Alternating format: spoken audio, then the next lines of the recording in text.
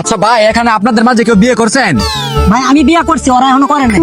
ও আচ্ছা, তো ভাই আপনার বউ আপনার সংসারকে কতটুকু গুছিয়ে রাখছে, কতটা হেল্প করে আপনাকে? হেল্প, সকালে ঘুম থেকে উঠে আমার ফ্রেশ হইতে হইতে বাধ্যতামূলক ভাবে ঘর দারু দেওয়া সহ রান্না বান্নার কাজটা সেরে নিতে হই। ঘরের যত আদোয়া কাপড় প্রত্যেক দিন বালতি বেড়া তুই তা আমি সুন্দর করে তুই হাই রে সুখ, আমার মতন সুখ এই দুনিয়াতে কারো নাই। খালার সুখ, তুই যে কতটা সুখে আছো সেটা তো আমি এনে বুঝতেছি। ও আচ্ছা ভাই, ঠিক আছে।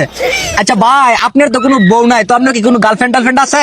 ও ভাই আলহামদুলিল্লাহ, আমার একটা সুন্দর গার্লফ্রেন্ড আছে।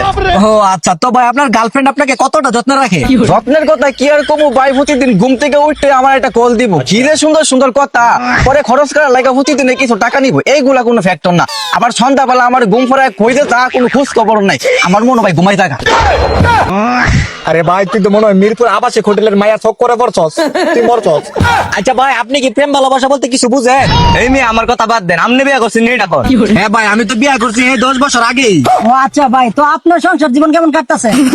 আমার সংসার জীবন এই যে দেন, এটা সকালবেলা ডোজ, দুপুরে বাড়িতে খাইতে গেলে আরেকটা দিব, আর রাইতে তো সারা রাতে হাত পা টিপতে হয়।